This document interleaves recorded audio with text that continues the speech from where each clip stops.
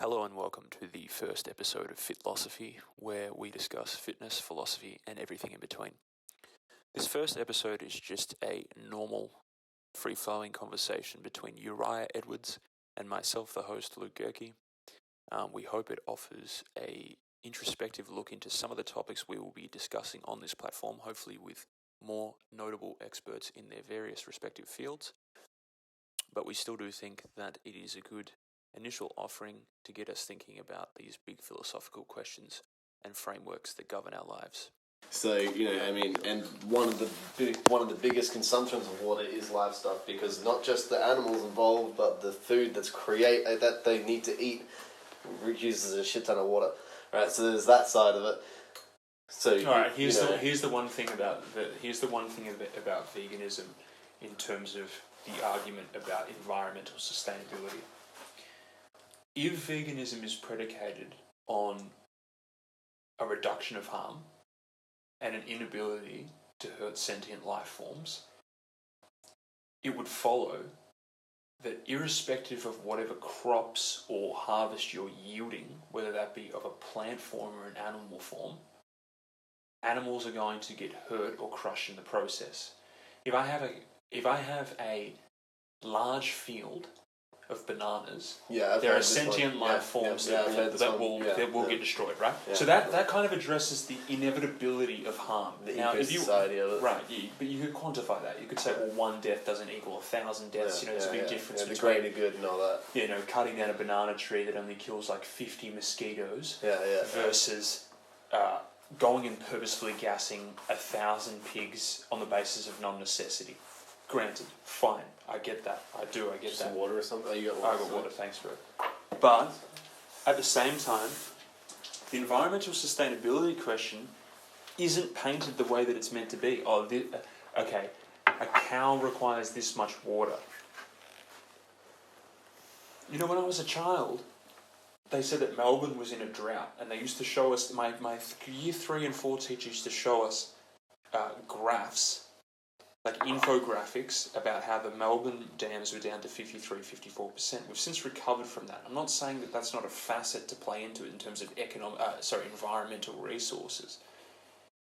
But even if that were the case, barring the argument that we've just said about sentient life forms, are the environmental reasons there substantiated enough in absence of contradiction about environmental sustainability? Because some people say that it's environmentally sustainable to eat however you want. Some people say that veganism is environmentally unsustainable because the amount of grain production to feed everyone if they were vegan would take just the amount of deforestation and water.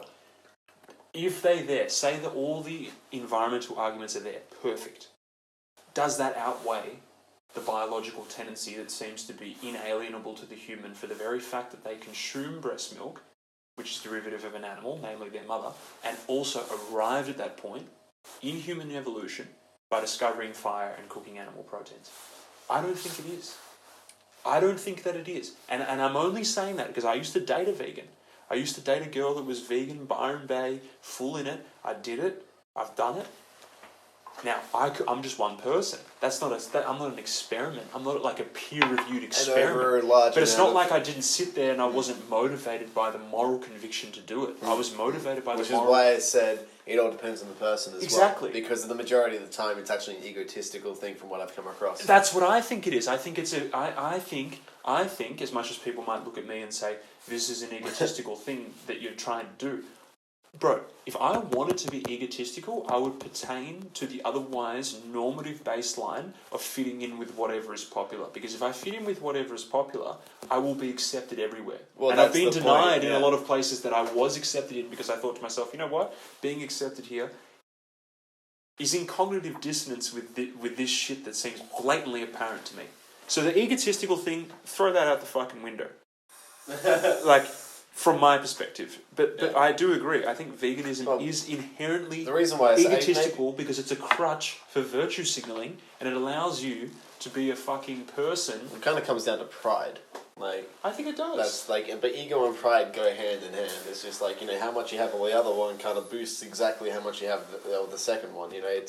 It's like You walk in the room, someone's yelling, they're probably going to have a fucking reason. The problem with veganism is more to do with the resources that we actually have. Because, like, you know, besides the personal relativeness of the subject, you know, i.e., you know, I'm a vegan because of I feel like I have some kind of self-worth to point out to society, or I'm a vegan because I feel like I need to do something, and as a form of activism, you know. At the end of the day, none of that stuff, that's all personal, that's all relative to your person, you know, and that's to every single person. But if you were to consider on a logical platform, like a, what's that Star Trek, Spock. Yeah, Spock. Yeah, everyone knows Spock, right? Just look at it on a logical platform, right? We have a globe full of a certain amount of resources, and we were talking about water before, you know, if we were to flash back to that, really simple, you know, since, as far as we are aware, water has been seeping down, hitting the earth, seeping down into these crevices, creating these water caverns, right? And have been doing that since the beginning of time, right? As far as we're aware. And now, currently, we have only been tapping into them for like max 200 years, you know? I mean, on a global scale, we've only been tapping into them for a very short amount of time, and we're already running dry completely. You know, in some cases, it's like a mine search. You know, people are running around looking where's the next water deposit, because of big companies are going across and selling said water, and you know, eventually, with such a large population, which the Earth is just exponentially growing, it's just going to get worse and worse. And so, if you look at it on a resource level, it's just what is logical. Well, the thing is, that's what I'm saying. No matter how you stratify it, you're going to run into inevitable pitfalls, and this is the point that I was making to the vegan. And I'm not saying veganism is bad. I think it's honourable. I think it's notable. I've said that, and I even got attacked for saying that. I think it's very notable. Yeah, I would agree. But if we're talking about moral conscience, right, the inner daemon that says to you, hold on a minute, like, it'd be like me saying to you, okay, there was this burning house, I walked into it, it was a very honourable and noble thing to do, to rescue the kitten. Granted, it was. Definitely. We've seen it in a Spider-Man movie. It's fantastic. You're a great individual. Great. But let me tell you, when I got in there, bro, I had fucking lung problems. I couldn't breathe.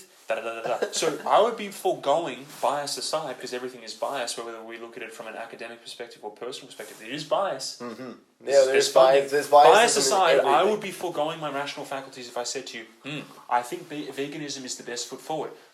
I think veganism doesn't have any potential objections in the field of human evolution, nutrition, anthropology, religion, which it does. There's multiple objections to it, and I can see why it's not persuasive to people that employ a certain kind of lateral thinking, because what they're doing is they're pulling from all of these areas and they're facing the vegan, and the vegan's going, here's my emotive argument.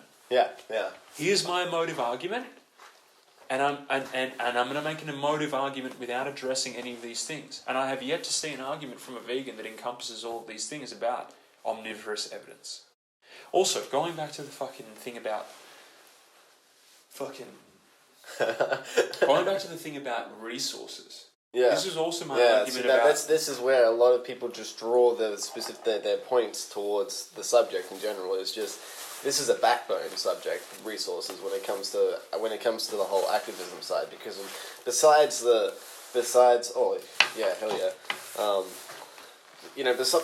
fact that we don't have much water, or we don't have this, we don't have that, you know, it comes down to the arguments that are based on, and people draw all this shit from different places, you know. But this is like, when you talk about resources, it's completely taking away from the whole idea of the personalization of I feel bad about eating animals, you know.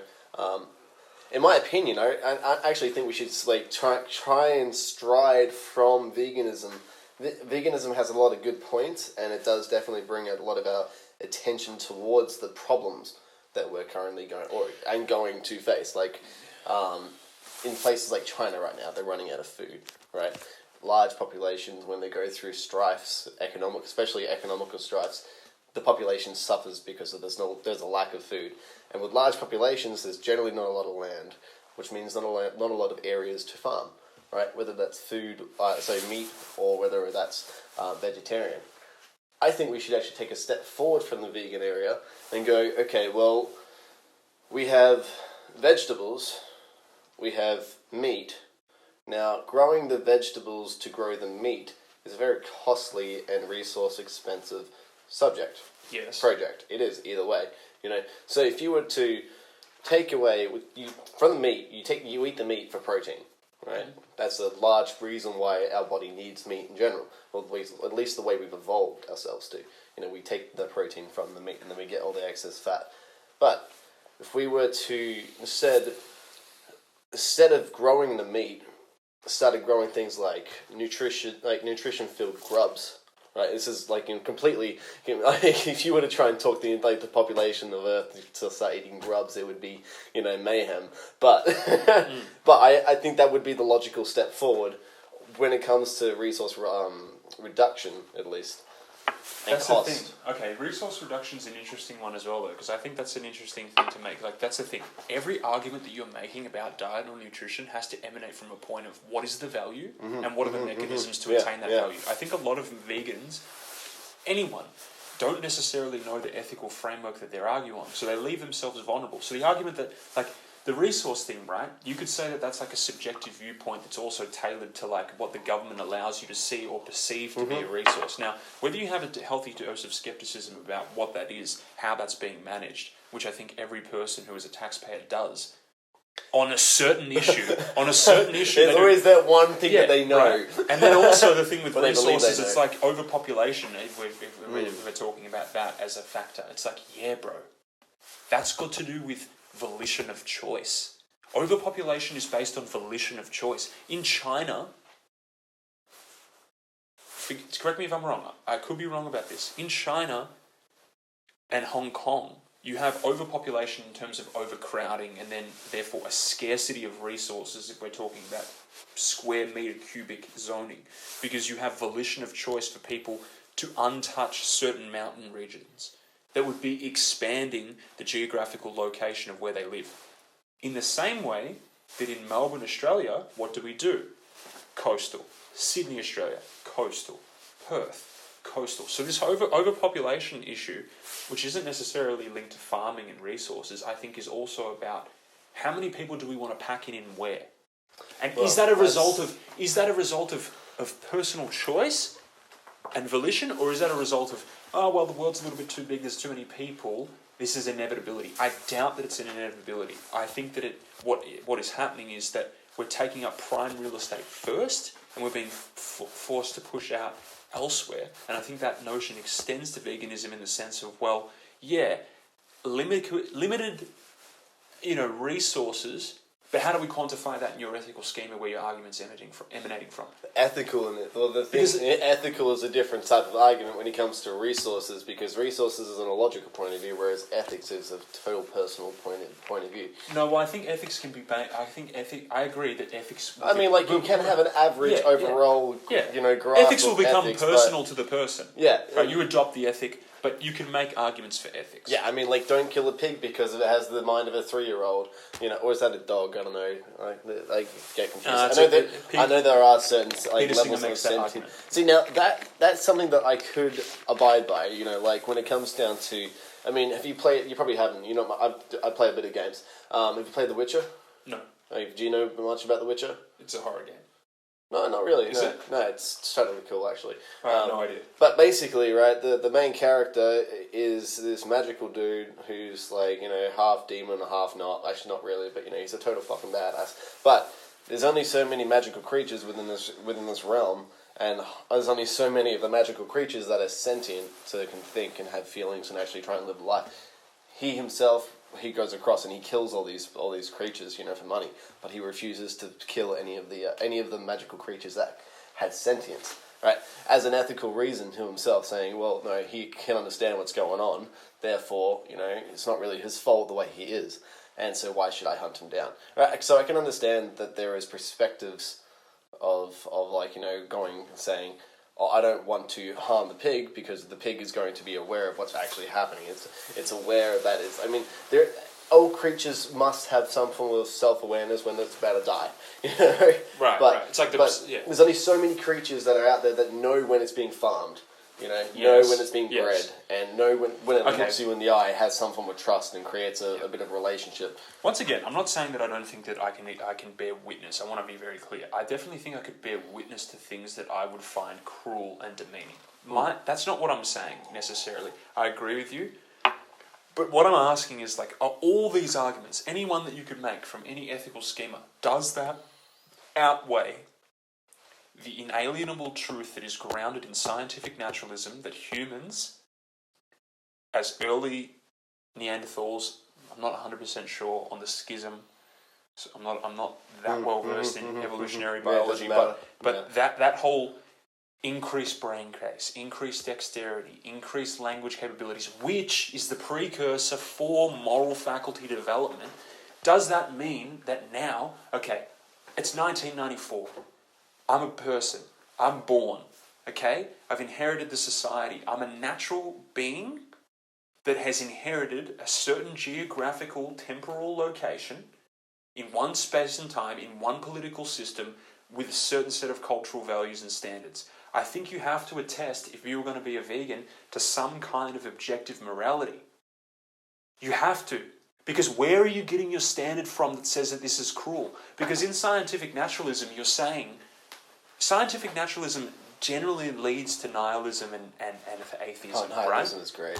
And when you're a nihilist, well, anything goes. So if the vegan's a nihilist and he's a naturalist, and he says, that's incredibly wrong. Okay, well, where are you grounding that from? If you're grounding it in utilitarianism, I can see where you're coming from in terms of preference utilitarianism. Yeah. I love the term, I'm a product of my upbringing, because at the end of the day, that's what it is.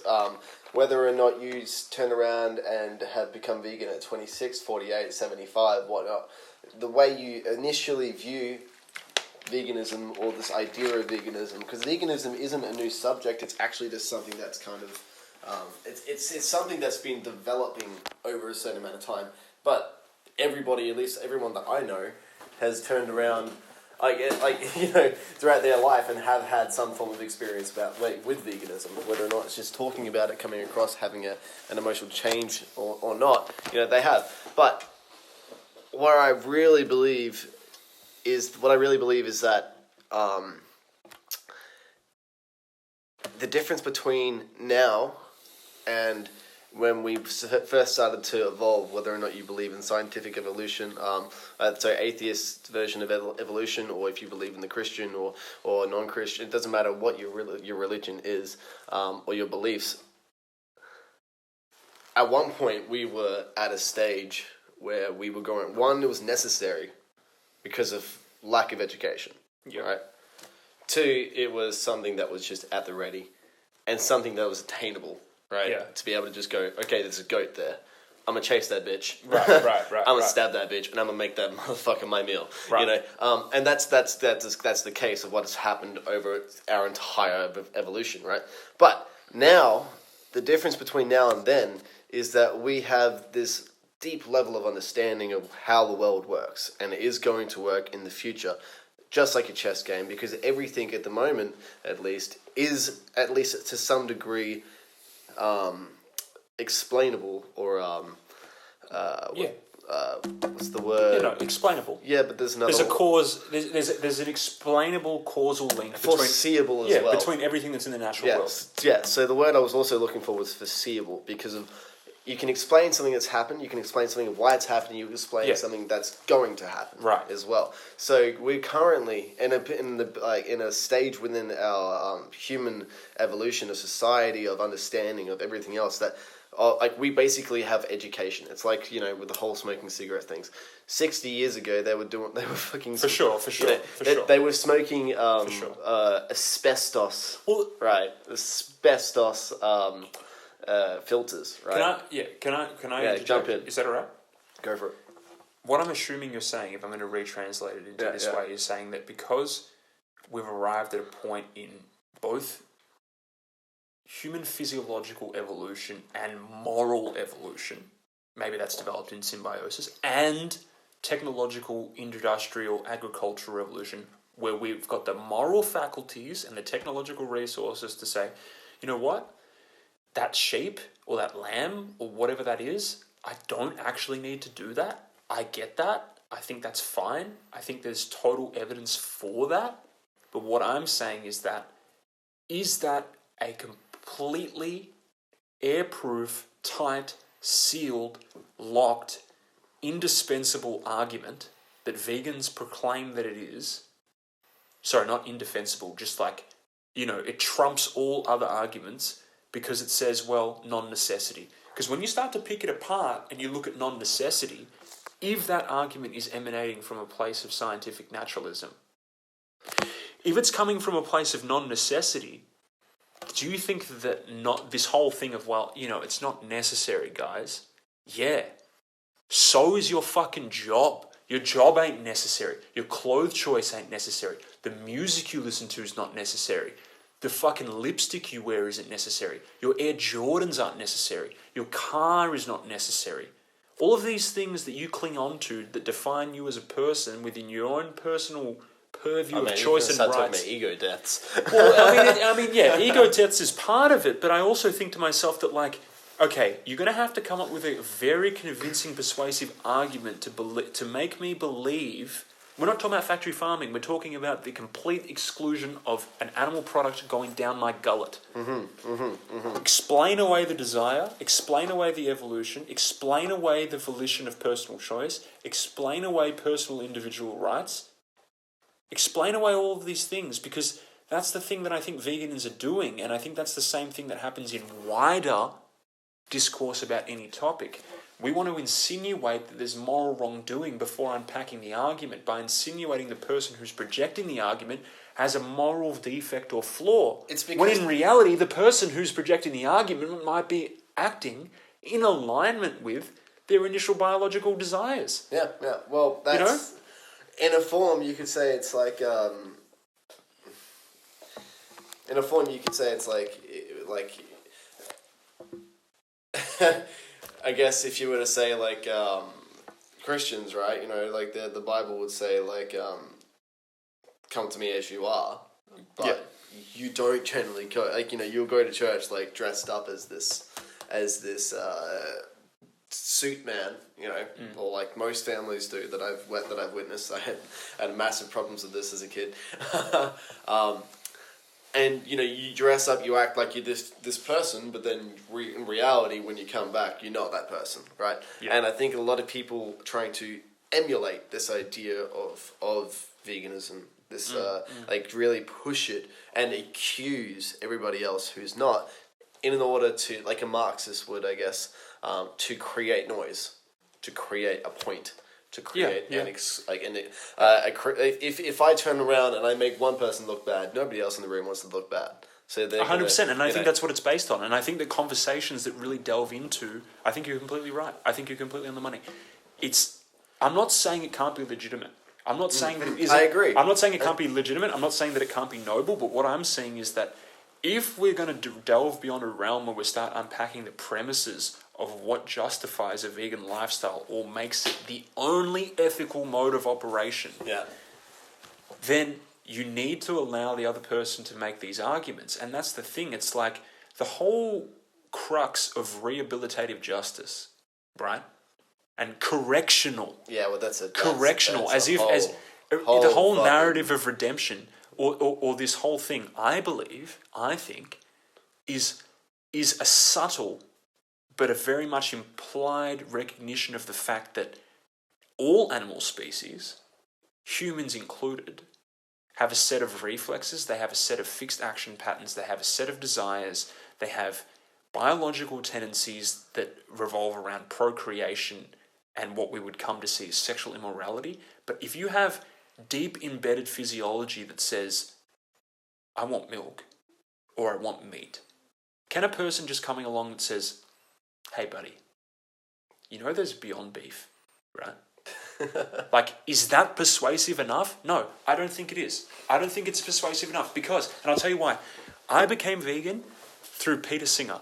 Peter Singer is one of the most prolific writers on preference utilitarianism, about respecting the preferences of animals. He said... Preferences of animals. Right. He said in an interview with Vogue... Like the animal's preference? Because I think most animals prefer not to be So it's kind of like it's a dumb moment. No, 100%. That's exactly what he said. He said that a reasonable person would assume that like most animals don't. I don't want to get eaten, so I can assume that the animal doesn't want to get eaten, unless it's spiders. Spiders. I'm pretty sure it's spiders that, or is it those freaking kung fu looking stickmen?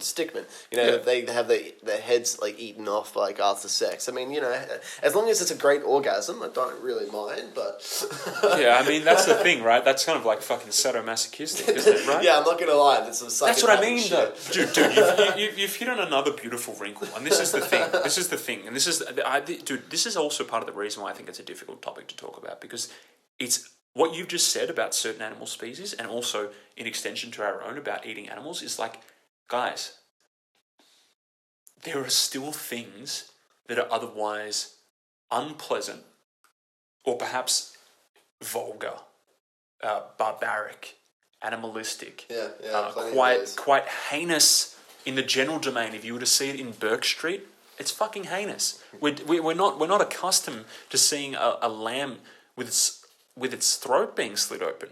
I'm sure we could become accustomed to it. One of the videos that I brought up in relation to this idea was a documentary by a sociologist called Gwyn Dyer called Anyone's Son Will Do, which explored the nature of dehumanizing an individual prepping for the military so as to expose them to being lethal assassins.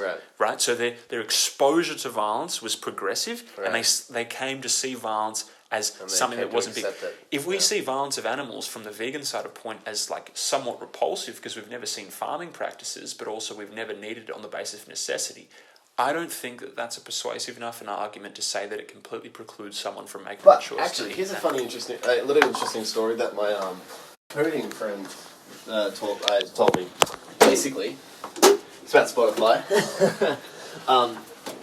Basically, this guy, right, this fucking genius, went across and he coded a bunch of bots, right? And he then had said bots listening to a couple of songs that he made, right? And then he grew that ergonomically, and he put more and more and more in it. So I think it's like up to like once you hit 30 seconds, something like that in a song, then you get paid, right?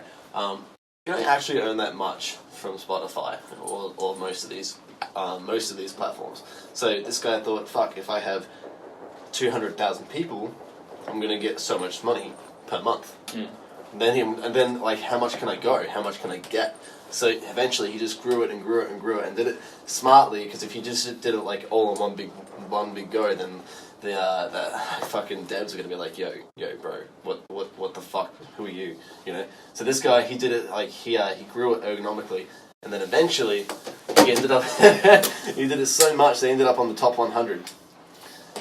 Really? Yeah, and that was his downfall, right? Because he ended up there and started getting serious numbers. They turned around and were like, oh, we should actually listen to this guy's music, the devs, right? And then turns out his music was shithouse.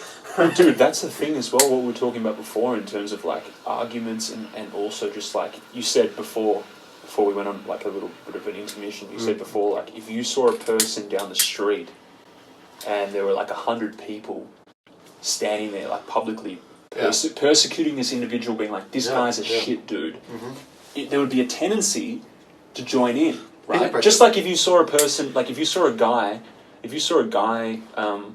being apprehended for what seemed to be a crime against a woman, most guys would be like, yeah, let's fucking pin this guy down until right. So what I'm saying is, with like the consumer confidence thing about what you're saying in relation to your mate, I think it's both a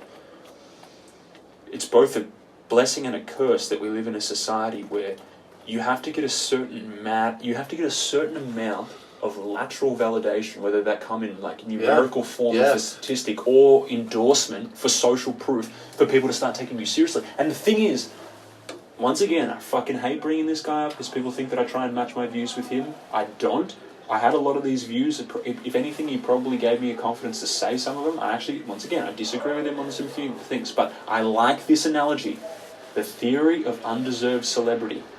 Meaning, people in today's society don't generally flock towards or gravitate towards someone who's... What they say they do. They say that they listen to the experts. No, they fucking don't. Yeah. Pop culture isn't run by experts. This idea of facts, right? This idea. This is a big problem within itself, within the whole idea of freedom of speech, because it has its backbites, right? And the backbite is that a lot of the time people go across, they get told a fact, especially here in Australia. I've noticed this like so many fucking times. It's hard to keep track. Right? People will get told something, and then if they trust the person, or they trust the source, they will instantly believe it. They'll have absolutely no form of back searching. They will do no form of research. It's just simply a fact. And then they hold on to that fact, and then that fact becomes a grudge, right? Because it's like the moment someone goes across and questions that fact, right? They defend it. They defend it like it's like the other person is wrong.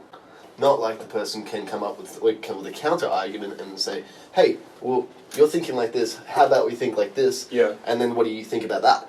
Right? It's near an impossibility in a place like Australia, just because of the bureaucracies of our social construct.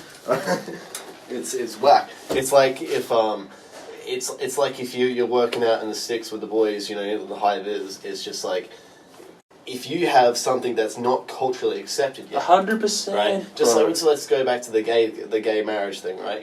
If you were turning around before this happened, right? Before gay marriage was accepted, it was a very big thing in Australia a very open thing in Australia to be like, oh, you want gay marriage? You're a poof. Yeah, dude, which is like which is inflammatory. It's just fucking disgusting. Yeah, and there's no point towards it except to try and outcast the idea itself. Of course, and also as well, okay, bro, we can deviate down a different path, and I think we should. The Christian, I want to say, the same-sex marriage thing, I never even saw to be an issue because, as a progressive Christian who classifies himself as one, I've tried to justify or at least outline or sketch some of the ideas, and perhaps I'll do this further, but I never saw the same-sex marriage as an issue because I didn't think that the top 3 to 5 bullet points of Jesus Christ were about homosexuality. But at the same time, I kind of do see the institutional right to self-determination in the same way that political self-right determination. But I don't care either way. If anything, I subscribe to the Christian. I just subscribe to Anglicanism, where it's come as you are legitimately, and will actually get you married. I couldn't care less. But if there are Christian conservatives that are orthodox that say, well, actually, historically, institutionally, it's this, and they want to have the right to deny that in their specific institution, fine. But I don't think homosexual people should affiliate with people that don't like them.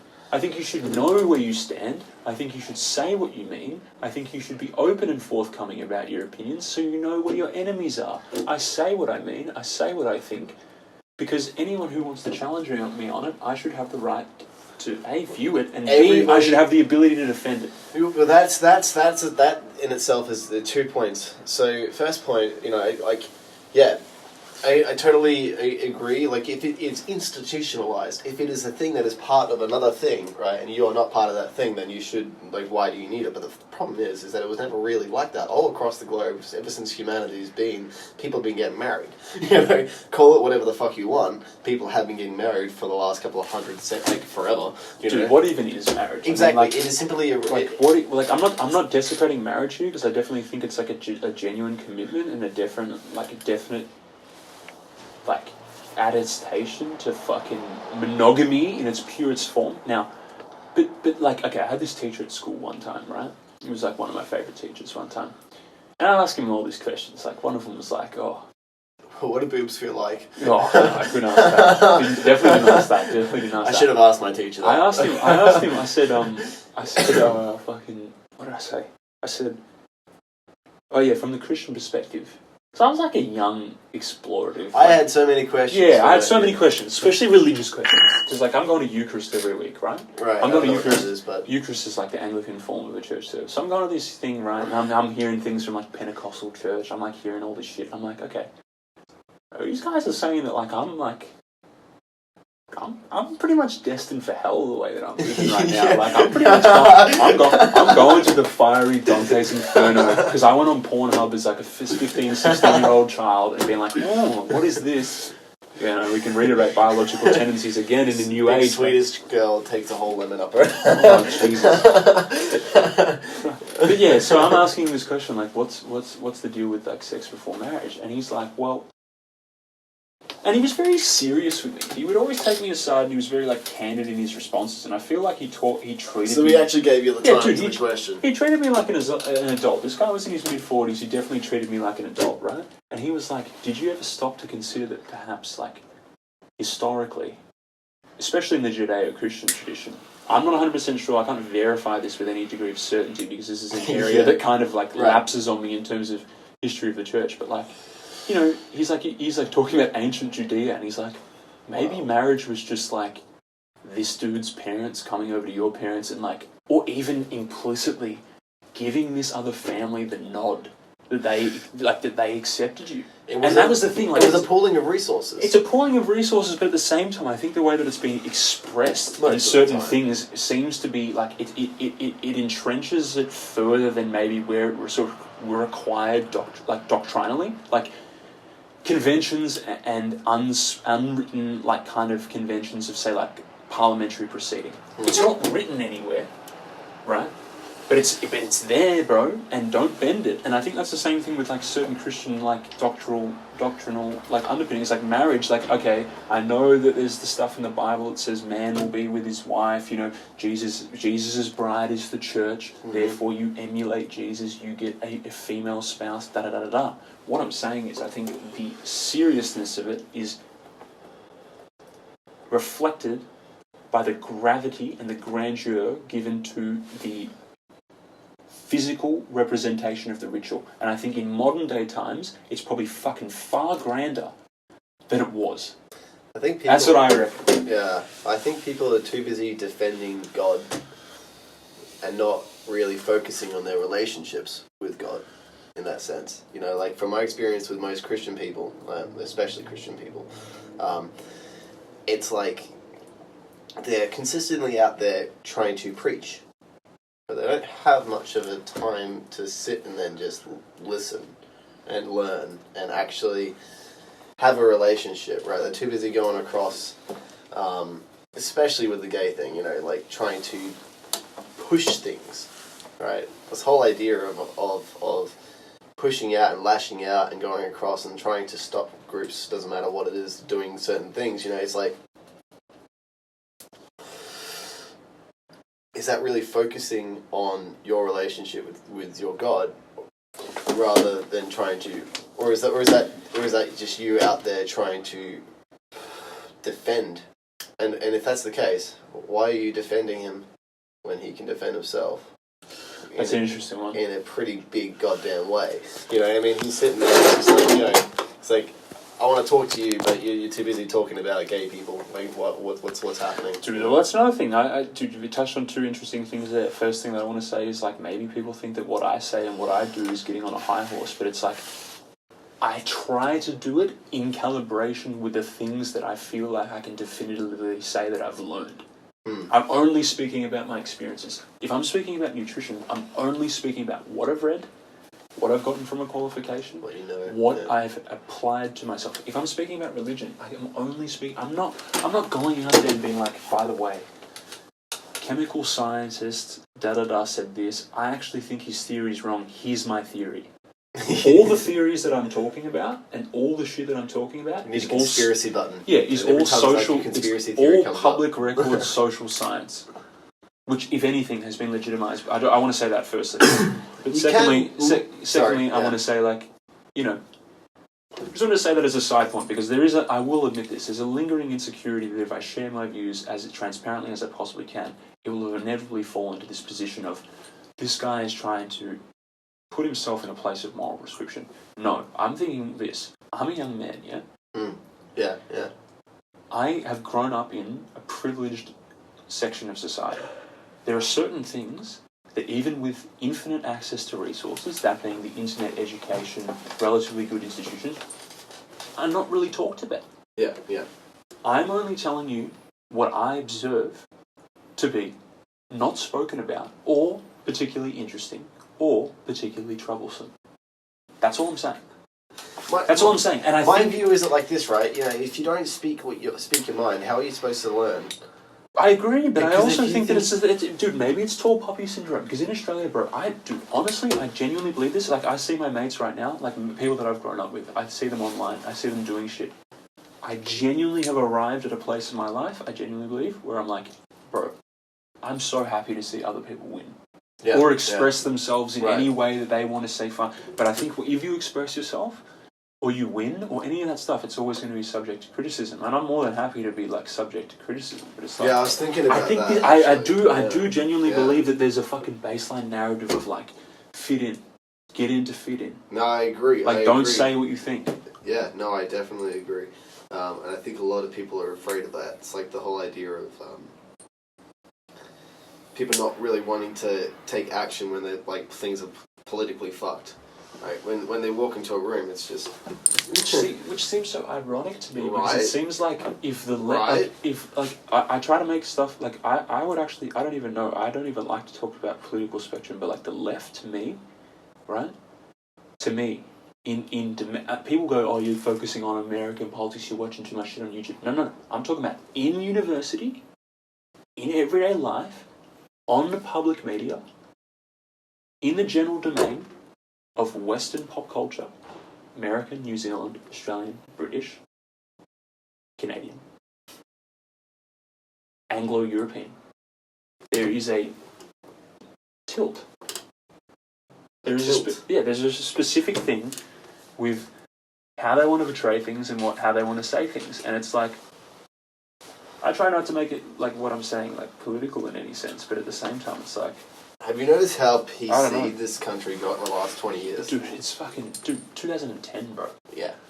Dude, some of these old Simpsons episodes, go back and watch them. Oh man, we're talking. That's like going down to YouTube now. We're going down the rabbit hole, dude. Happened, bro. The Simpsons have predicted so much stuff. I mean, have you seen? I mean, okay, well, like let's just take away from the obvious stuff like the Donald Trump, right? That whether or not it was a recreation of the scene, like it's just brilliant. You know, just him doing that.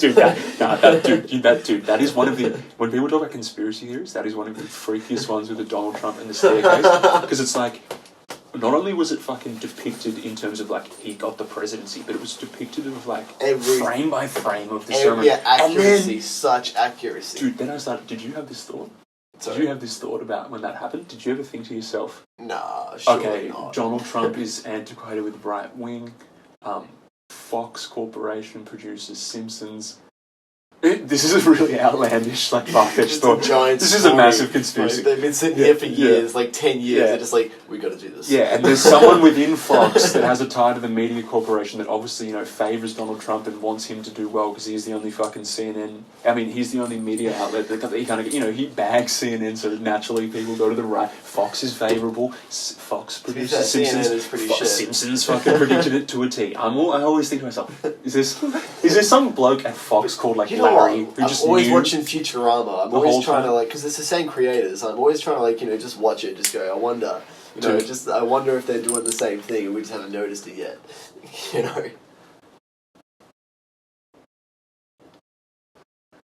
Simpsons is crazy. Dude. You know what I realized the other day as well? This sounds like a crazy thought, but I want to share it with you because I feel it, like, especially the more that I feel like I'm just saying things without filter. Even though I know that, like, realistically, in my actual heart of heart beliefs, they shouldn't be controversial, but I think they are controversial for the time. There's this voice in my head that goes, like, don't do that.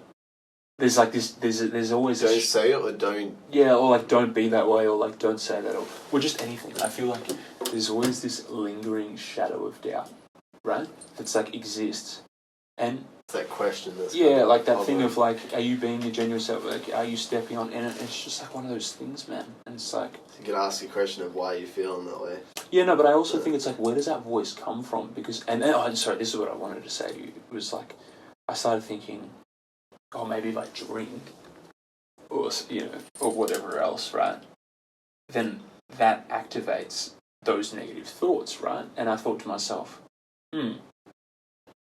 maybe that's like the consequence of doing something for an improper purpose, right? I started thinking about like smoking and drinking, being like, I'm feeling bad or insecure or anxious or worried, and I was like, and the reason why is because if you're feeling bad when drunk or high, and you're feeling insecure, maybe it's because you entered it in a bad mind state, and maybe you're in a bad mind state because there's a reason for that. So, I feel like anxiety sometimes is alerting you to something that you need to address. Yeah. No, that's something it's like the bottle, you know. You gotta open that bitch. But I'm not going to say that this is my experience. I'm not going to say it's not my experience with psychedelics, but it's for educational purposes only. I'm not promoting psychedelics by any way, shape, or form. No, I'm joking. Keep going. I am. You are. You are. I forgot what I was talking about this. I'm not experienced with them, so. Well, they're a lot of fun. Let's just put it at that. A ridiculous amount of fun. But you know, I had a whole story thing that was like, and I've just kind of blanked. My brain's just. Sorry, did I get you out of it? Yeah, I think, you know, like the hijack of the knot joint. Oh, sorry. No. Fuck. What was it? Sorry, you're gonna have to edit this shit out. Oh, that was my bad. No, you were talking about. Fuck. Sorry, bro. I got carried away. I forgot what I was going to say. Dude, you bring up so many fucking good wrinkles. I like how you come up with wrinkles. You just like you give an answer, and then it's like you give an answer, yeah, and it's like the answer's this long, and it's like and it's fucking complex, and it's like really good. Yeah, I can't help that. No. Like and I'm saying, like, dude, along the way, it's like you'll be like, yeah, I think this, so it leads me to believe this, right? And then I'm like looking at that first point, being like, yeah, that's fucking true. Let's unpack that one. But there's 10 of them.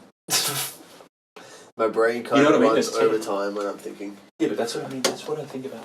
Like, okay, the cat is black. Full stop. Yeah, that is something that could emanate from the mouth of a person who's running on like first gear, right? Right. It's still true. Yeah. It's still an argument. It was spoken. It was comprehensible. It was very Then there are people that are like, the cat was black because, you know, there was a 1.45 rotation, 14 things, and they put it there, and then the average layperson says to that person, you just think you're a smart cunt. And it's like, nah, bro, that was my legitimate fucking argument. Go through every little thing that I just said and tell me whether it's true or not. That's what philosophy is. It's one sentence. This is true. So this is true. So this is also true. I wonder what it is on the psychological level. But most people, I find that when they listen to someone, they listen to a point, right? Then they'll hold on to that point, and then they'll kind of not really listen to the rest of what you're saying, and then they'll build up a defense to that point. Yeah.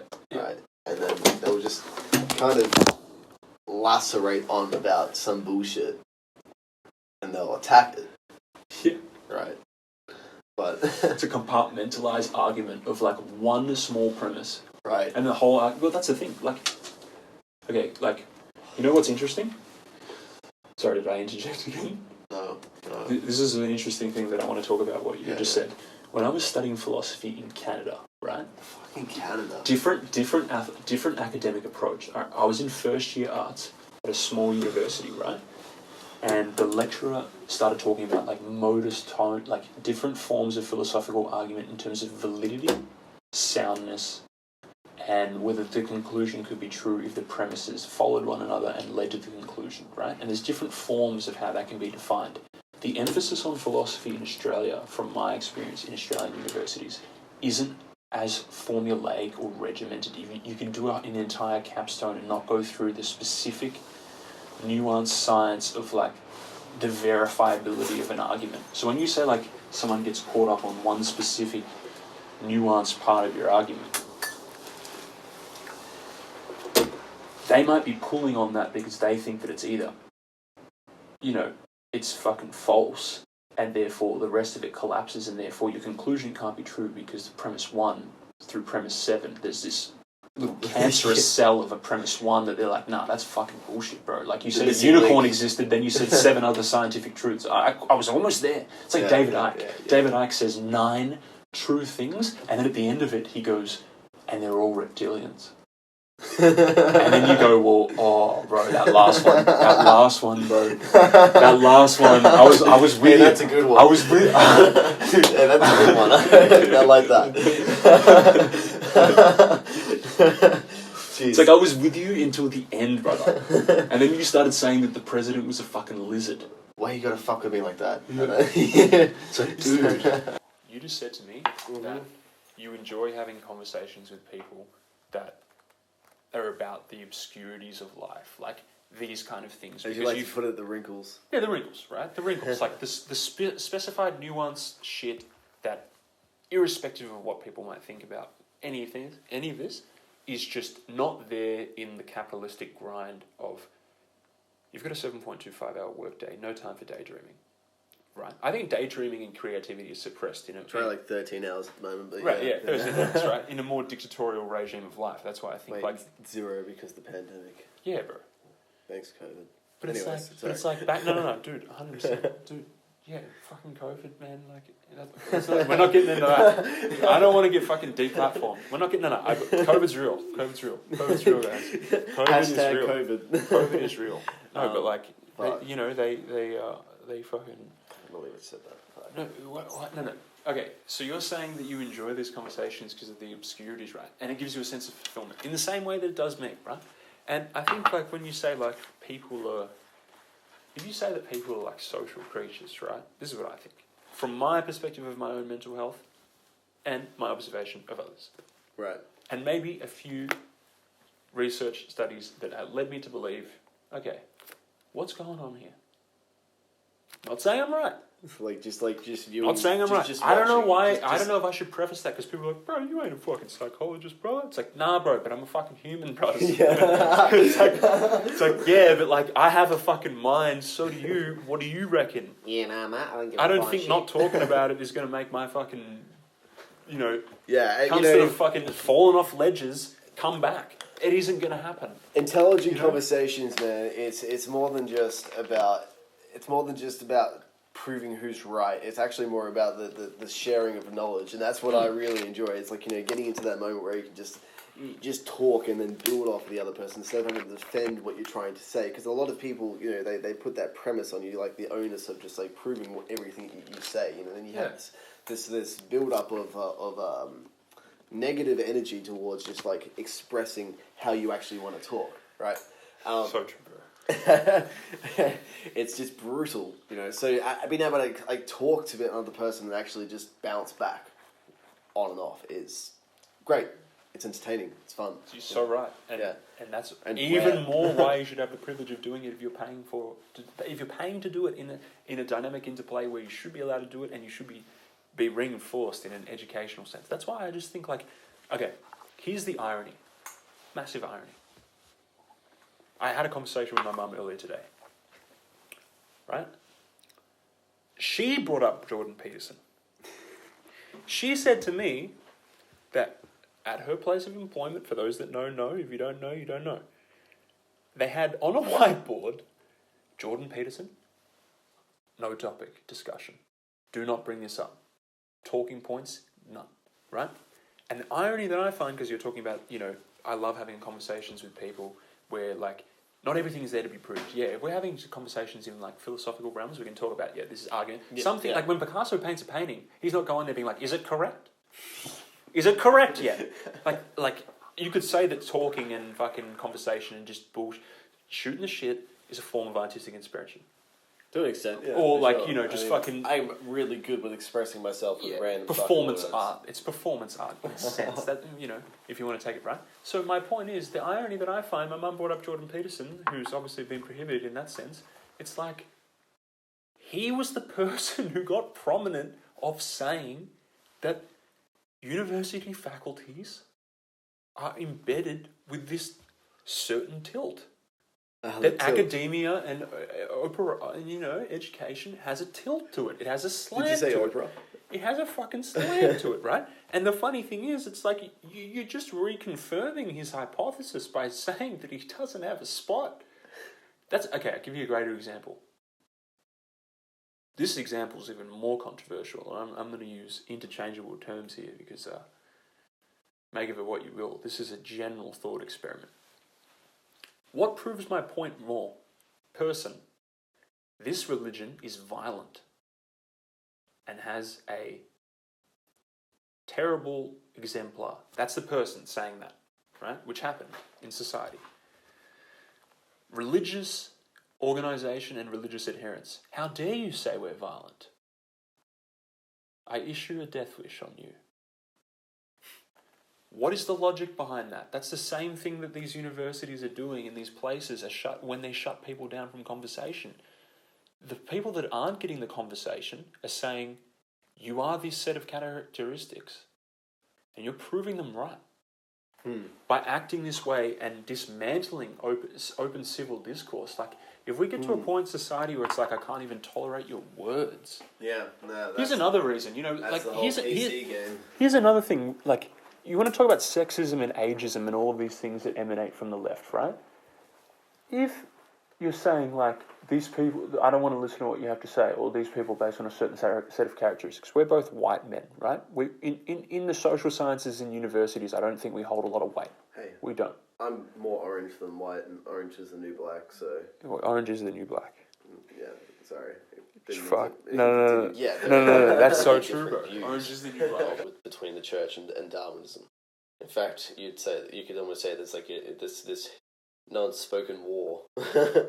Yeah, I think there is an unspoken. It's just like you talk about Darwinism inside any form of church construct. It's just like, oh, right, okay. Well, okay, all right. I'll give you this example. Defense.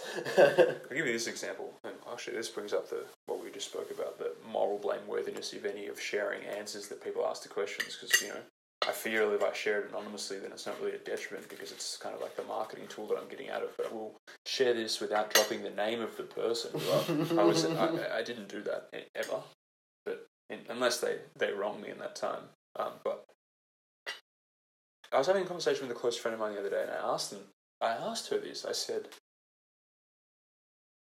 don't you think majority of the people that you know, like in academic circles, engineers, like lawyers, like people you go to uni with, like, wouldn't you say like the general kind of vibe? Because it definitely doesn't seem spoken about. Is the atheistic worldview? She's like, nah, it's like most people are spiritual. I'm like, no, they're not. No, they're not. You couldn't, and if they are, they're definitely not confident to say it because I haven't heard a fucking whisper, bro. There's just Bob in the background, the one. And I don't know any people my age that be like, yep, fucking, bro. I can plan out for you my whole monotheistic beliefs and why, as an adult. I don't think there are. So that by this could be a false dichotomy. By deductive argument, if that's the fucking that is it. If I just said, the other option seems like, well, if it's not that, it's the other way.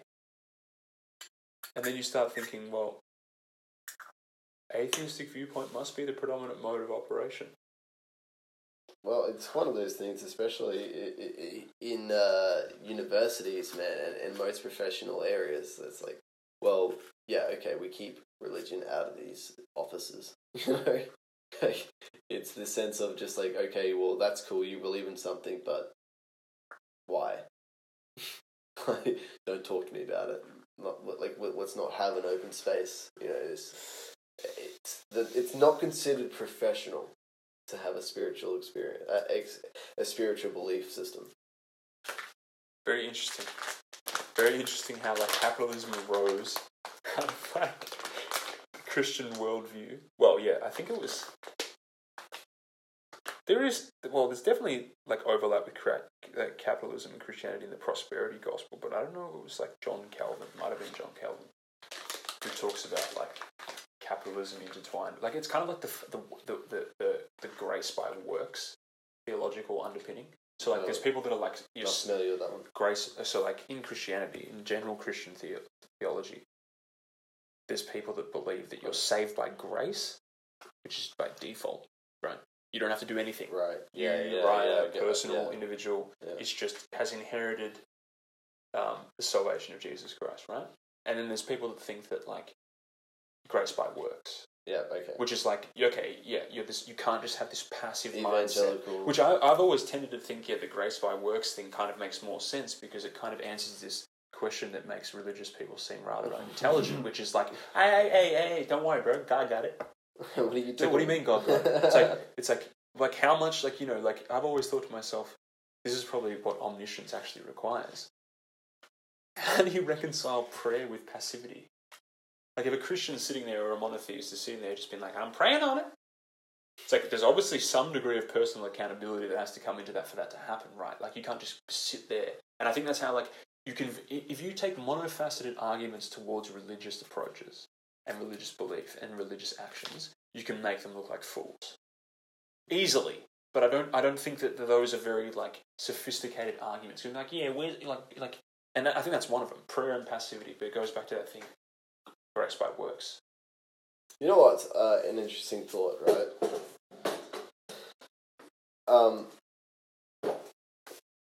When you were to, I don't know, if you were out there having an argument, right, with a random atheist about why God exists, and he's trying to, like, say, prove it, give me some proof, and then I don't know why people,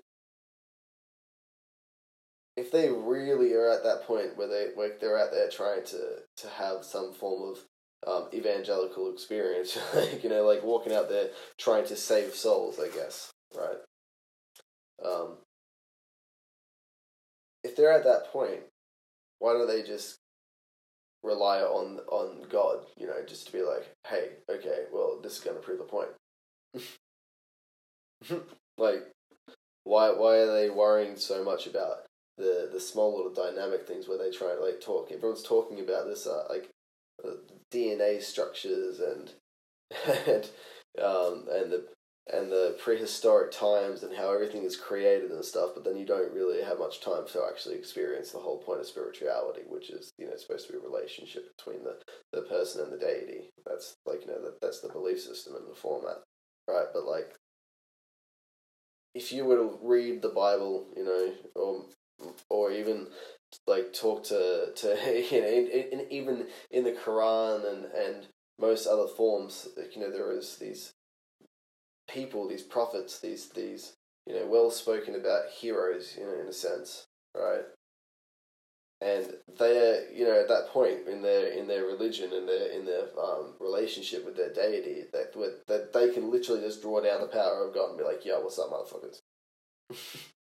So what you're saying is you're wondering, like, if the whole evangelical desire and presupposition is to bring God's kingdom about on this place, why are people getting caught up with the technicalities of things rather than living the actual spiritual experience? You know what my answer would be? I would say that there's a varying degree of interpretation about what that evangelical duty is. For very modern day, what would be considered fundamentalist Christians, like the Westboro Baptist Church, they think it's their duty to go and harp on specific nuanced parts of dogma while completely forgetting others. I don't see a lot of fundamentalist Christians talk about gluttony in the same way that they talk about homosexuality, right? So that evangelical desire, I think, is linked to your branch of belief or the severity to which you adopt a fundamentalist denomination or not. For me, I'm an Anglican, so I don't adopt a fundamentalist denomination, but even if Anglicanism was that in a prescriptive religious sense, as far as the institution goes, I'd probably still see issue with it, which would reiterate the whole reason why I pertain to a Protestant denomination anyway, because it's derived out of constant criticism and reformulation. That's the beauty of it. It's an imperfect fucking system. It's a corporation that has existed for 150 years, or in this case 2000, and it's just like, every week they just have an update. Every week they have an update. They're like, oh, there's some nice fellows down the road that were from the gay club. What do we reckon? It's like they're alright. Do we reckon they're sinners? It's like, nah. It's like, alright. It's like, change it. And that's what they've done for like 2,000 years. It's just a guy with like a little bit of chalk on a chalkboard just being like, It's like, now the gays are good. That's what it is, bro. Like, and that's what people got to realize with like religious expression, law, and all that. Dude, you have the power, bro. You have the ability to argue your point of view. Say what you think. It might work. You don't know. Some cunt thought what he thought. Some cunt thought what he thought, and he said what he thought, and he was fucking. Now he's right. Right. He became right. How weird is that as a concept? This individual became right. Did they become right? A person, do they become right, or are they just automatically right because they've thought of it and they've expressed it? Like, but why is it right? I'm talking about right in the context of like maybe say geographical, societal acceptance. Geographical, talking about volcanoes. Societal acceptance being like, yeah, okay, he was right. General consensus is like, he's right. So he wasn't on the left. Yeah. No, I'm not talking about political spectrum. I'm talking about correctness. Dude, we can't start talking about politics, so they're going to be like, I'll try and upload like first podcast to Spotify. It'll immediately go through like sound detection, just be like alt-right content. It's just like, dude, the immediate time. Okay, this is the thing. Politics is fucked. It all needs to go to hell. Dude, I'm done. That's a false dichotomy. You start talking about politics and you start critiquing things on like both sides. I could sit here and critique like white supremacy. That exists more on the conservative side than it does on the left, right? I can critique my fucking mirror. Yeah, exactly. The minute you start critiquing like some ridiculous, heinous leftist shit, which is there definitely is some ridiculous, heinous leftist shit, just as much as there is some ridiculous, heinous right shit. You're alt-right. That's a false dichotomy. He's not left. He's not ultra-left. He's alt-right. Honestly, I wouldn't. I don't give a fuck less about your labels.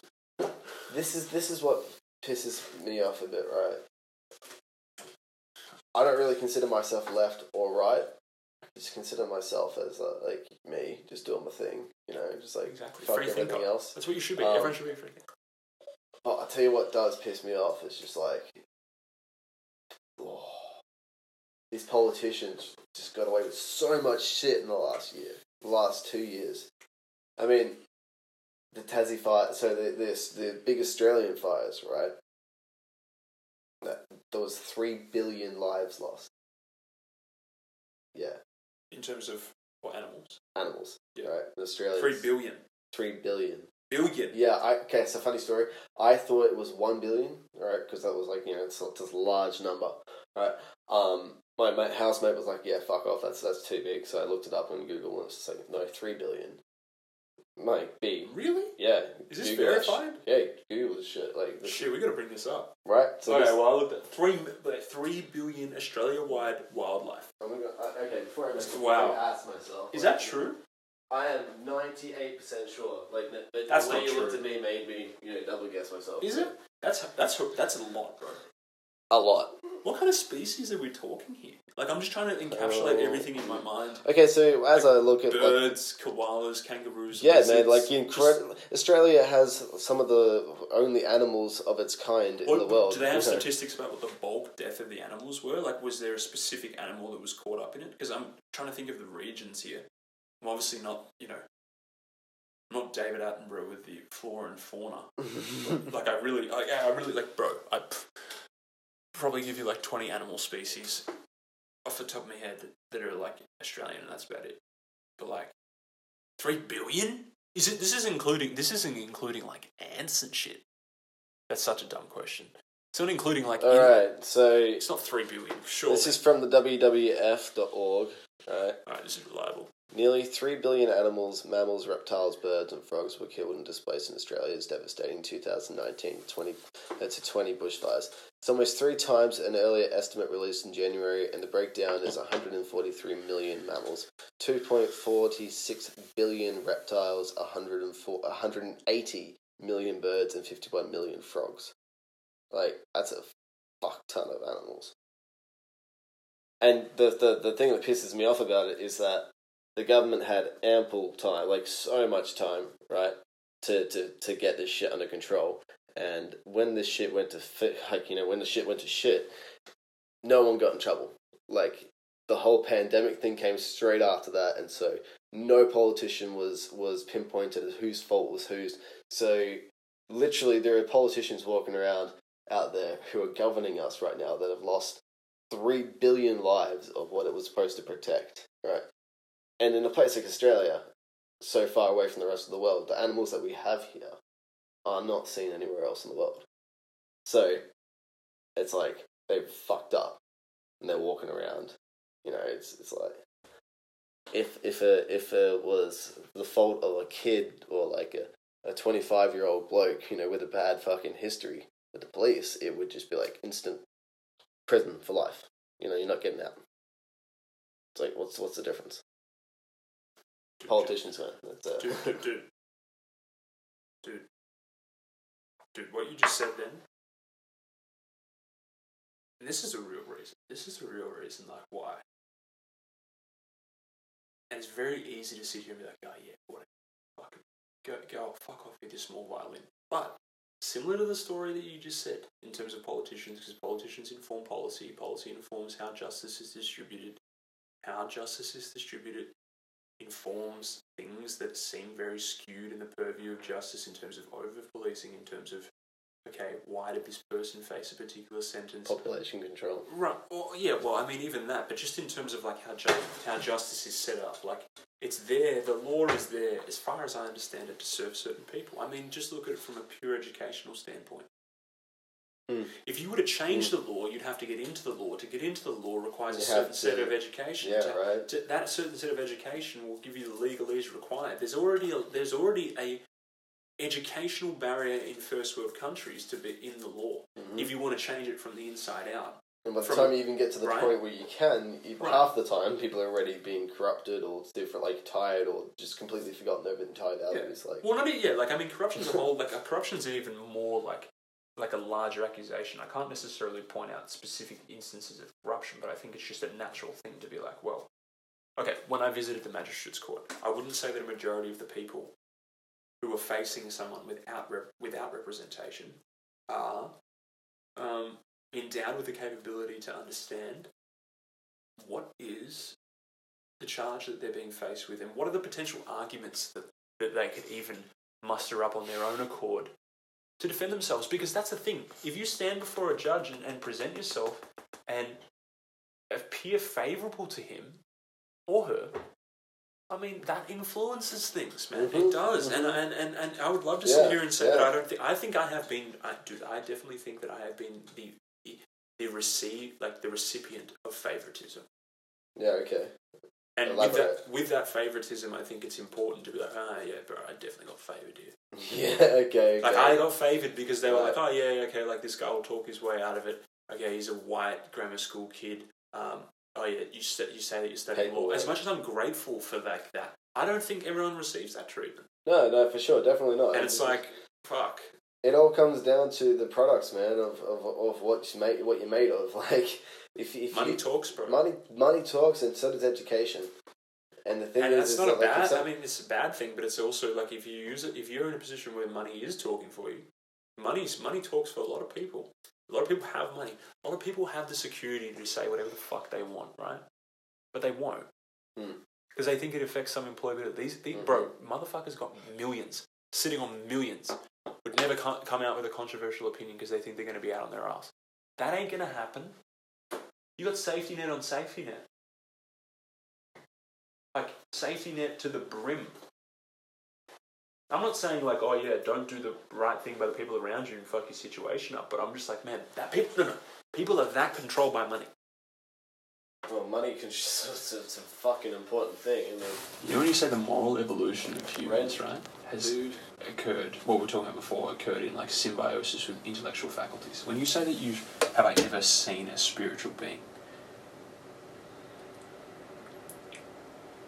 if you arrive at your point in your intellectual development where you're exposed to different disciplines, where people who potentially may have been divinely inspired come up with theories that seem to be applicable in retrospect that make the rest of your life that you've endured seem more spiritually significant. And that's fucking interesting. And I think that when you say, have I seen a spiritual being? I can't say that I've seen a spiritual being, but I've definitely had moments of what is called synchronicity, coincidence, right? But I'm saying in psychology they talk about synchronicity in a way that's more meaningful, in a sense of like, to you personally, in your own personal, maybe your own personal religious experience, you subjectively perceive this to be something that isn't induced by an altered state of consciousness. You don't think in your best, wildest, most educated guess that you're delusional. You don't think you're suffering from any hallucinations, but you think that you've legitimately seen something that has a certain degree of synchronicity. Yes, multiple times. And that's what I'm saying. And back to philosophy. You just said yes. Multiple times, but back to philosophy. Some people think that religious experience is a form of some people think religious experience is a form of a priori evidence. Now that's a stretch. I don't know about that. I can't argue for that. But some philosophers say that your subjective religious experience can be used. I'm pretty sure William Lane Craig uses this. He uses personal religious experience as like the fifth tenet of like the 5 most plausible arguments for God, right? Now some philosophers won't take that, being like, well, yeah, what you subjectively perceive could be just like fucking. You could be suffering from a delusion, like Descartes' malignant demon.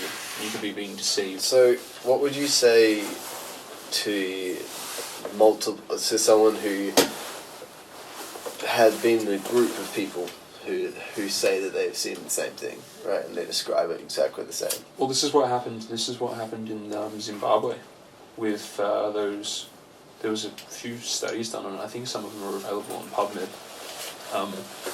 About group UFO sightings in a Zimbabwean elementary school. Just talking about UFOs, fuck yeah, I like this too. They were talking about how, like, if 50 kids talk about... I think this was brought up, I don't want this to divulge into, like, things that have been covered on Joe Rogan podcast, but I'm pretty sure this would have been brought up. We're doing it. We're talking about aliens. This would have been brought up. And I looked into it because I was listening, it was some Joe Rogan video about UFOs. I was like, yeah, what is this cunt talking about? I'm like, okay, is this guy actually talking facts? So there was this, apparently, I looked it up, it was like the Zimbabwean school thing. It was a phenomenon explored where it was like, what is the most plausible explanation for why 30 to 50 people all say the same shit? And I started thinking about it like, yeah, okay, seems very strange. It is strange.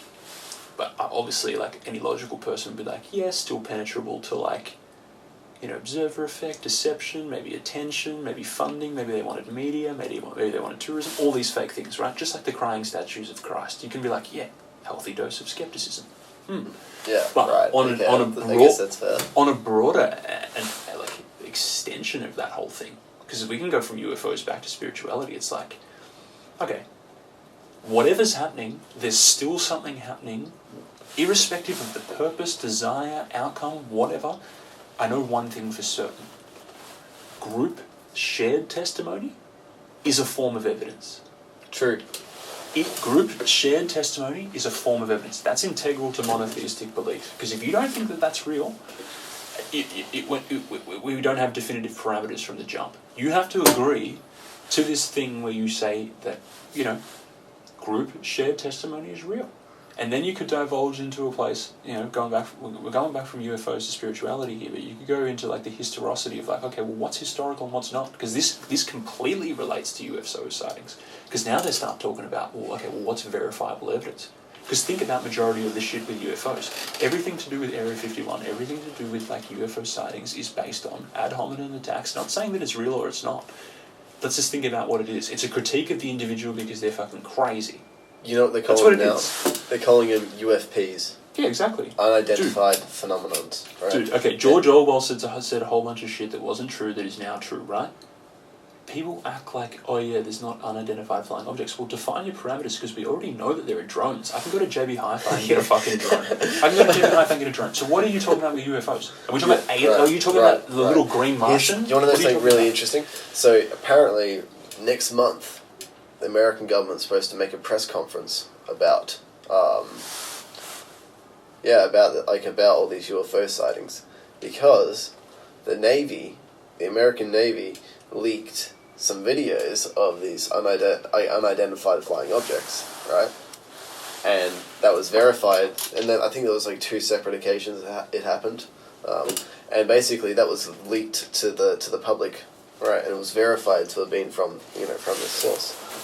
And so the government had no choice but to turn around and say, well, yeah, okay, so we're going to start putting some investigations into this, and now they're actually saying that, well, next month we're going to turn around and we're gonna do a press conference and explain all this shit, but they've also started making their own space. Well, what is it, SpaceX or some shit? They're trying to make their own space fleet as well. So can you imagine? Like in the next couple of years, it's just going to be insane. Right. That's the thing as well. It's just like, what's that quote? What's that guy? It's like there are the known knowns, there are the unknown unknowns. It's like all the different ways of like, there's blind spots in like everything, and I don't know what the definitive term for this is. You probably know what it is. But whatever the main physical expansion theory, like the main kind of I think it's the predominant view now in physics. Correct me if I'm wrong. You know how the universe is forever expanding?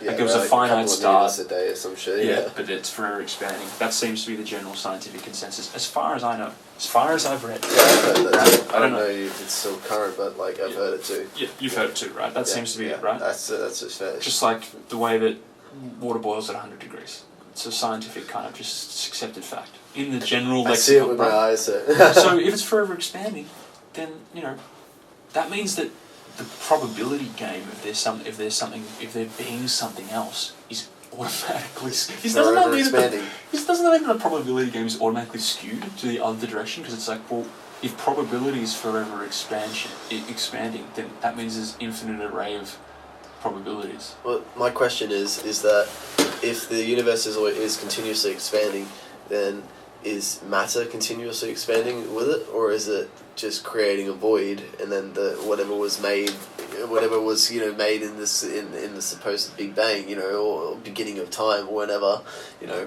is that like the set amount of resource, or are we continuously getting more and more as the universe gets bigger and bigger? Does that make sense?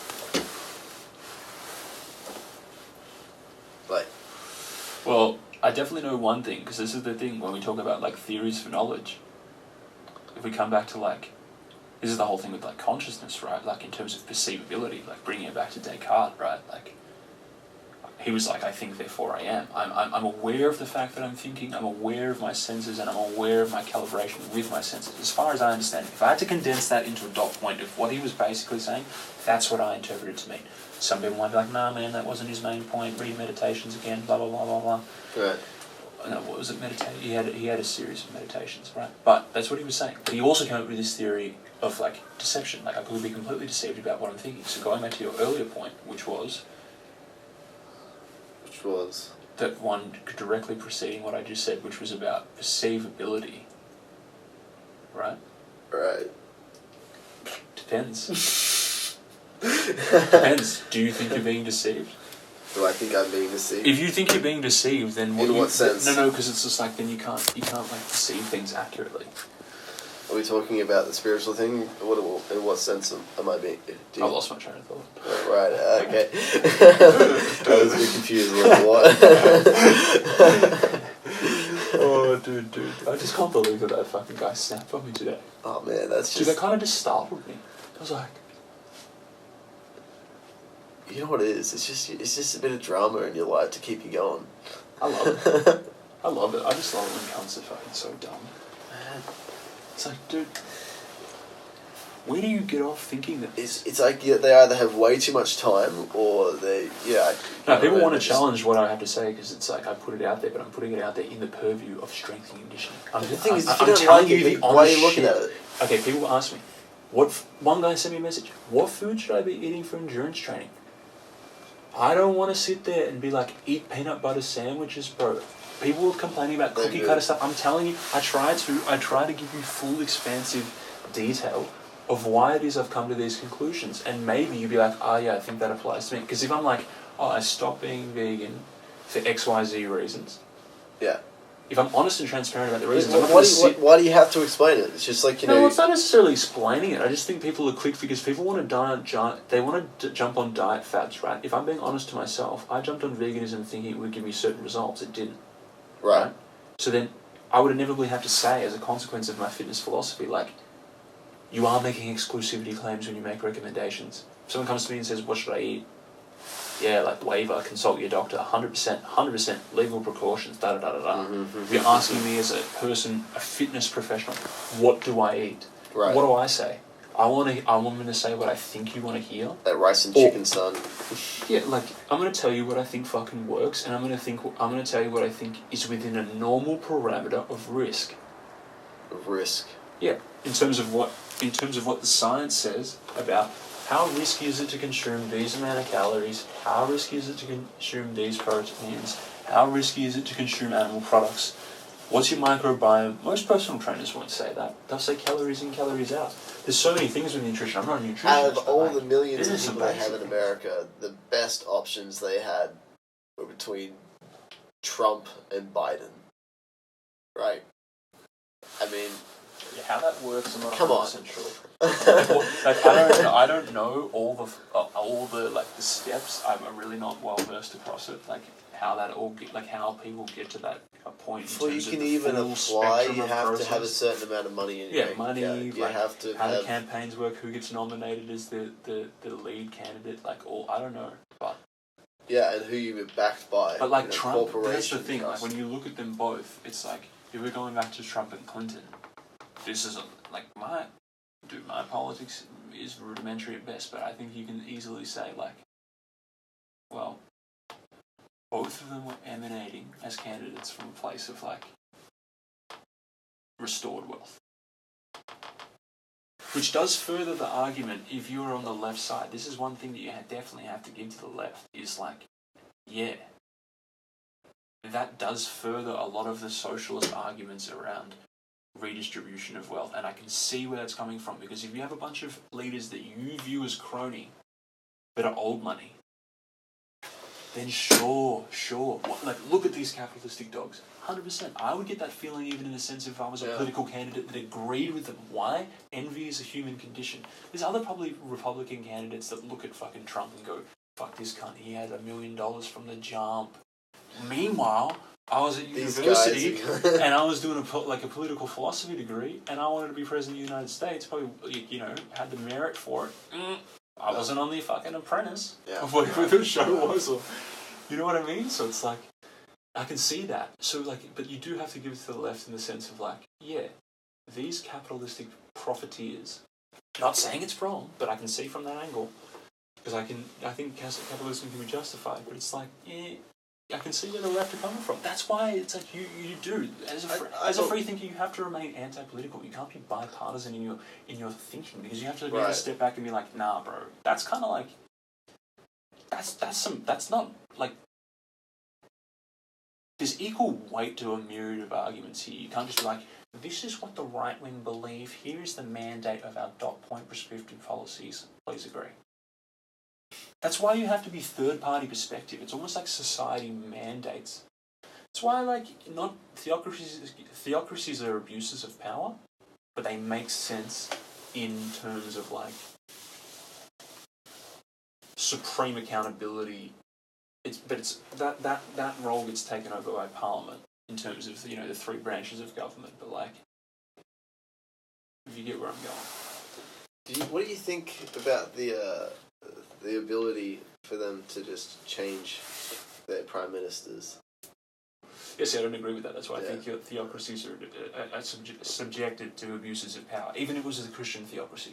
As a Christian, I wouldn't say that a Christian theocracy is a permissible way of living, because I believe in a separation of churches and state. Where do I get that idea from? As irrational as my interpretation may be, this is where I get that idea from.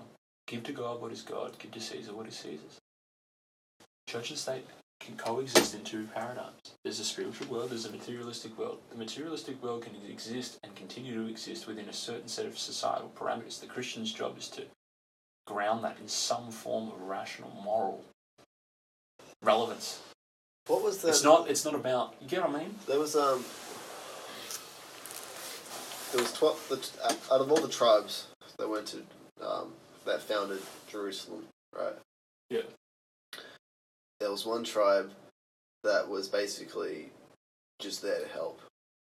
just I can't remember the name of this tribe. They were like the good Samaritans of the tribes, I guess. Like, it's been a while since I've thought about these guys, but in a sense, that's what the church should just be like. You know, it's just like, you know, it's just like the good Samaritans of the city. You know, just going out, just being a church. You know, just doing what a church should be, which is open to everyone. You know, to just be giving, not taking. You know, and not trying to market it. I mean, have you seen Hillsong? Of course. Well, Hillsong, I actually watched a recent thing about the. Can't remember his name. Is it Russell? The Australian, because he's Australian. Is it Hillsong? It's Hillsong.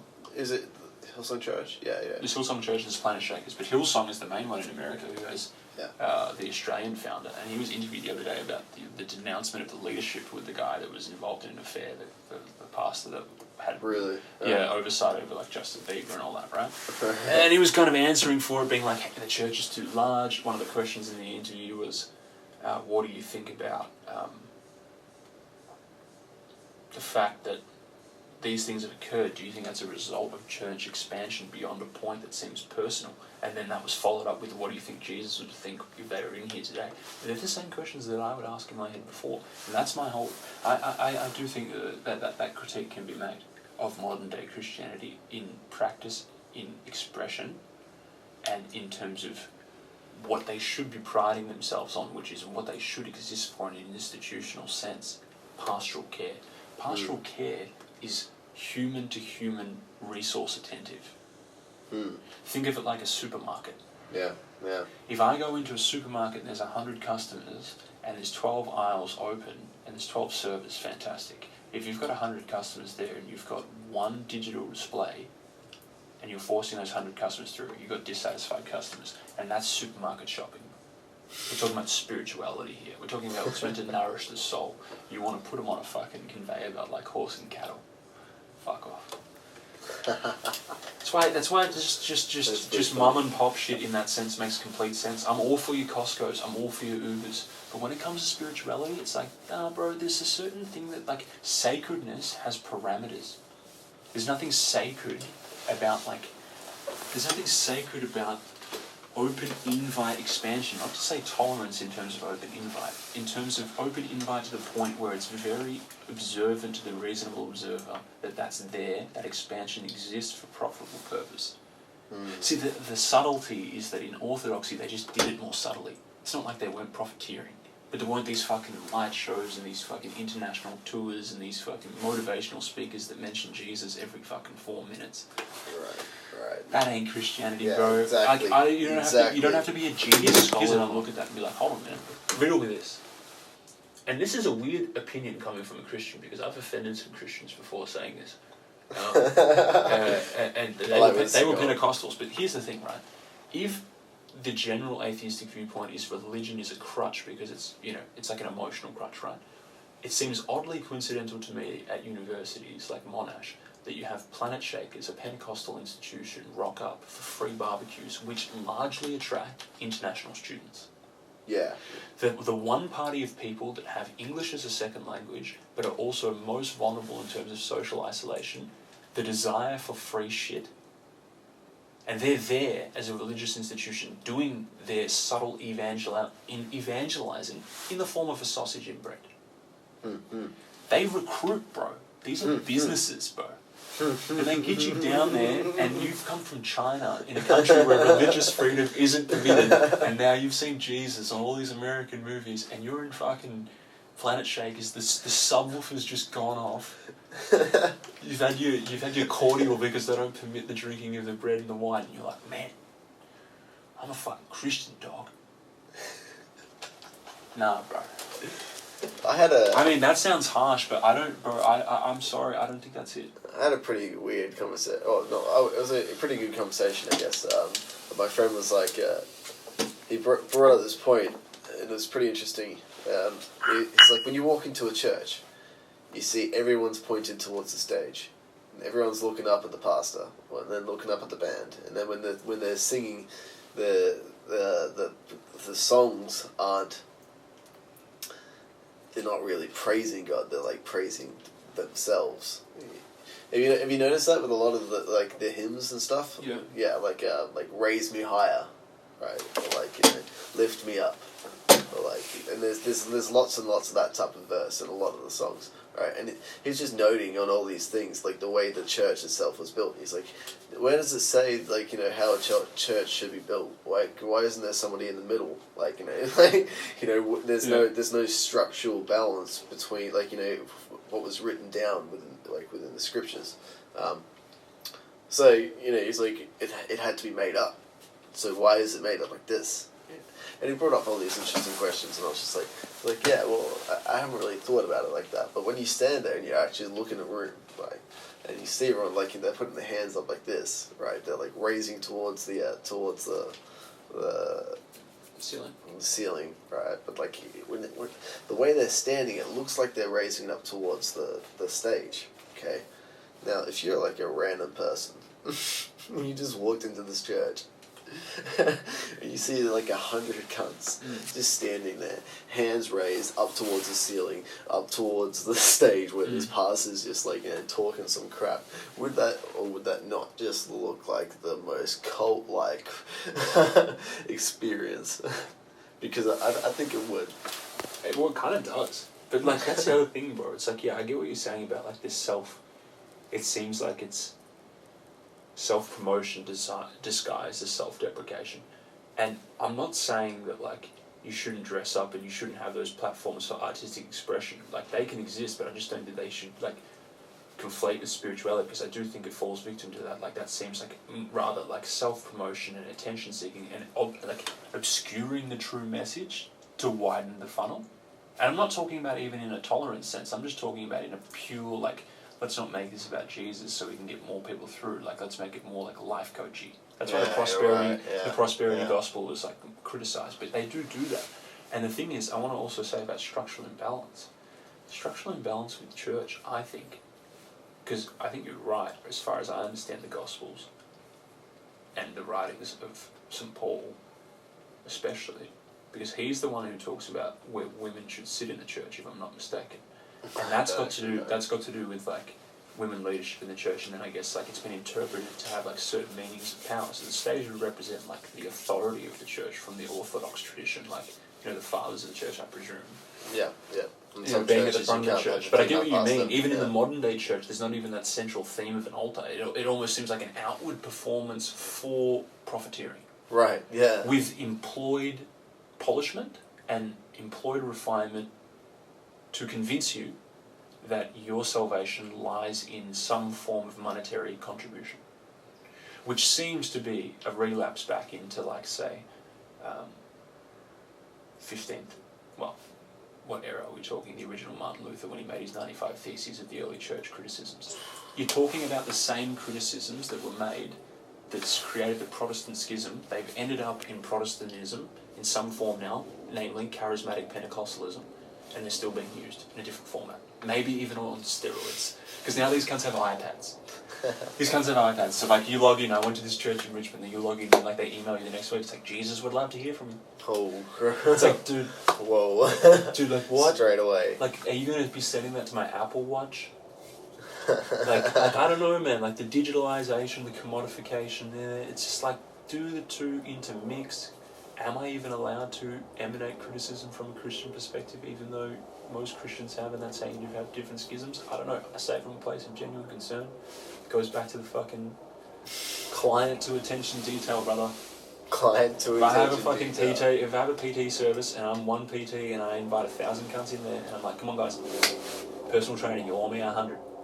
It's just dude, there's 90 people squatting in the corner that are going to bend their back over. And that's the same with spiritual growth. You can't just be I'm up the back, yeah. Sixth row, mate. I see you, brother. That's why you can't trust online gurus. Who are you? Don't trust gurus, man. They're bullshit. I thought you were the priest. Or magicians. They lie. Oh, man. It's I fuck with it. There's some Pentecostal preachers that I like. I get around their messaging. I get around, some of them. Probably not Kenneth Copeland. I have no idea. I don't know, these dudes, they're just full count. They make it way too about the money. Yeah, right. It's I got a jet, bitch. I walked into a Hillsong church, right? when I was like maybe like 18, 19. And my mate, because my mate was always going there, and I just like, I had this idea that Hillsong was just gonna be shit. That's why I'd like never gone there, and I always gave it shit. And I was like, I had no basis of my knowledge. I just didn't like Hillsong. I just had a really bad feeling about it. But my mate was going there, like every week, and I was like, okay, fine, I'll come with you 1 week. So I went there, and I've walked in, and this is Christmas time, and there's a Christmas tree there, and I'm like, okay, weird. And I've walked in, and there's this giant screen, like just this massive screen, and they've given me this piece of paper, like, yeah, just sign your email there. And I'm just like, no, I'm good. You're right. So they've and I've looked up at the screen, and there's this advertisement for this app, right, on screen, and I'm like, why are they selling people apps? Yeah. In church, and why is there a Christmas tree at the front? That's a Nordic tradition, as far as I'm aware. That's like the exact opposite of Christianity. Fuck, man, I need something to drink. Yeah, well, dude, I know exactly what you mean. It's weird how you get like the Scandinavian traditions imbued in like Christian representations of like Christmas. Man, I just but, like, dude, Coca-Cola apparently, like, I don't know, Coca-Cola apparently invented the first representation of Santa. Like, dude, if that isn't a commodification, a subtle commodification of Christianity in a way, it's like, yeah, dude, corporations define how Christianity is represented. But a church is a corporation, but that's why it goes back to like this whole thing of like, is Christianity a personal relationship or an institutional commitment?